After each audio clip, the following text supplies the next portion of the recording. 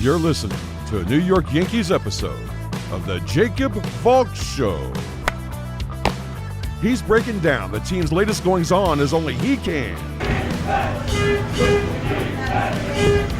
Follow him on Twitter at RealJacobValk. Here he is, Jacob Valk. Hello,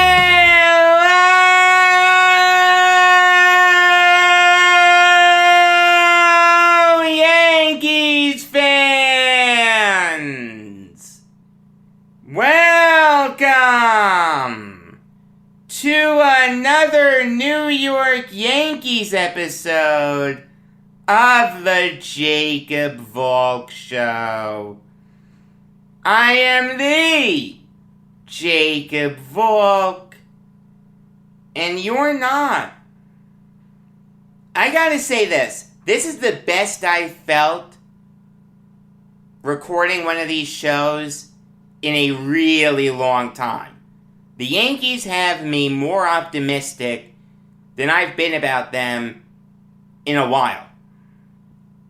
We have no idea how the Gallo trade is going to work out. We have no idea how the Heaney trade is going to work out. His first start as a Yankee will be tonight. I will be there. But I think we have a pretty good idea of how the Rizzo trade is going to work out. I understand it's only been 3 games, and it's against the Marlins. Okay, I get that. But I think I can say with a high degree of confidence that Anthony Rizzo is going to pan out as a New York Yankee. Is he going to be here long term? I have no idea. He's a free agent at the end of the season. So for now, as Yankees fans, let's enjoy the ride. Let's enjoy the fact that he has 5 hits in his first 9 at-bats as a member of the Yankees. Let's enjoy the 2 home runs. Let's enjoy the great defense. Rizzo just fits that old mold of Yankees first baseman. Teixeira, Martinez, Giambi. He's going to give you pop. He's going to give you great fielding. The roar that he's going to get at the stadium tonight should be extremely loud. I mean, this is just proving what I said when the Yankees traded for Rizzo. I thought Rizzo fit the Yankees better than Gallo.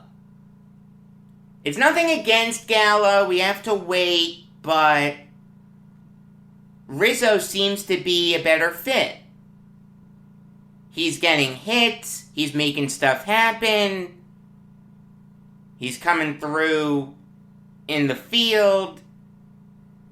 Gallo, let's be honest, the early returns haven't been great. I'm not writing him off. I'm not killing the trade. But there's no question that Rizzo's the better fit. That was my mindset before these guys played a single game as Yankees, and that's my mindset after their first 3 games.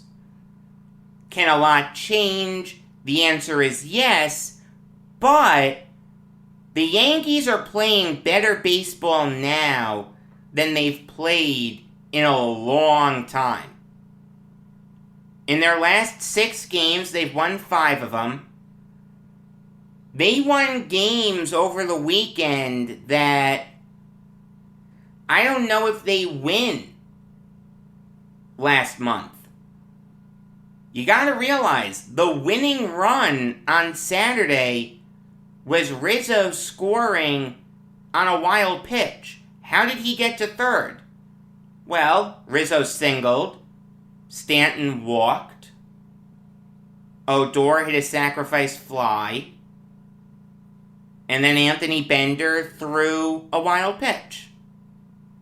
yesterday, after being down 1-0 through the first 7 innings, it looked like the Yankees were going to lose that game. Like, I turned to my father and said, I don't think this is the Yankees' day.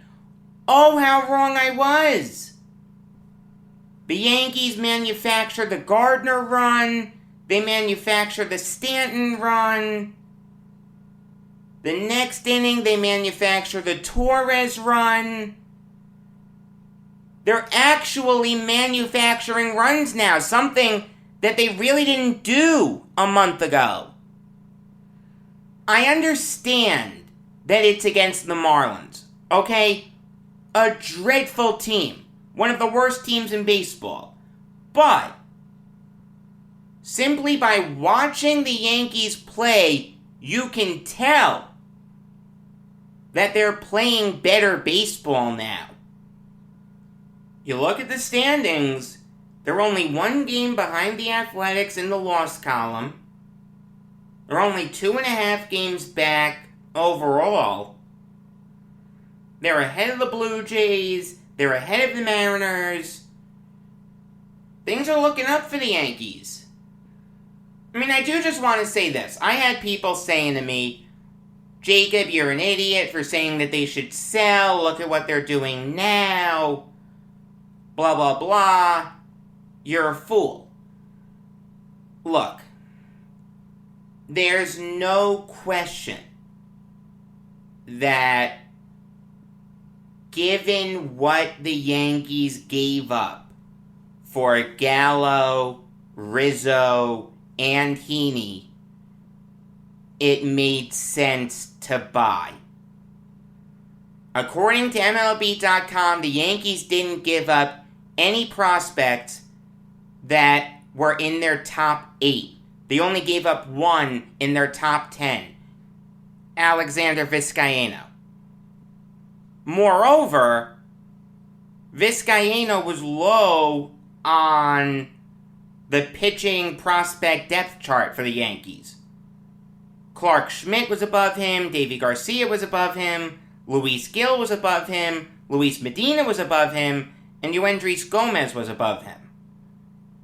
So those trades made a ton of sense for the Yankees. But in all fairness to me, there's no way on this earth that I could have reasonably thought that the Yankees could get Gallo, Rizzo, and Heaney without giving up any premier talents. All due respect to Vizcaino, he's not a premier talent. I honestly thought that the Yankees would need to give up top guys if they were going to buy. It didn't need to be Gallo, Rizzo, and Heaney, but anyone. Story, Baez, Berrios, Gray, whoever. I thought the Yankees would have to give up the moon and the stars. If I had known that the Yankees would only need to give up 1 top 10 prospect to drastically improve their roster, I never would have said sell. I would have said buy, buy, buy. What's most impressive about the Gallo and Rizzo trades to me isn't the balance that they give the Yankees in the lineup. It's the Cashman committed highway robbery.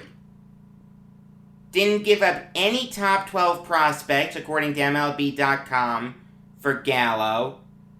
Didn't give up any top 8 prospects, according to MLB.com, for Rizzo. Gave up next to nothing to get Andrew Heaney. That's a great job by Cashman.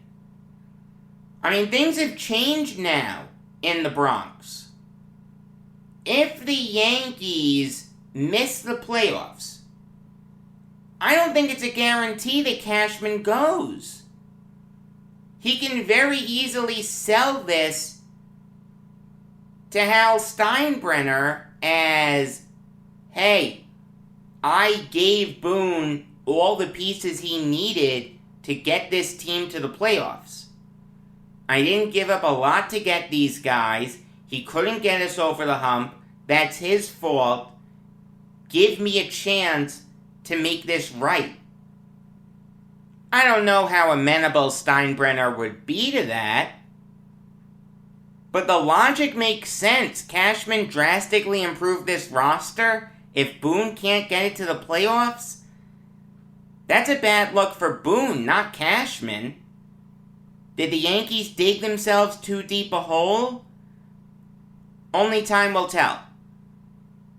You look to the week ahead, the Yankees have 3 games against the Orioles. I'll be there tonight. And then 4 games against the Mariners. I'll be there Friday and Saturday. The Yankees should steamroll the Orioles. That should be a sweep. Against the Mariners, the Yankees should take 3 out of 4. Meanwhile, you take a look at the Athletics schedule.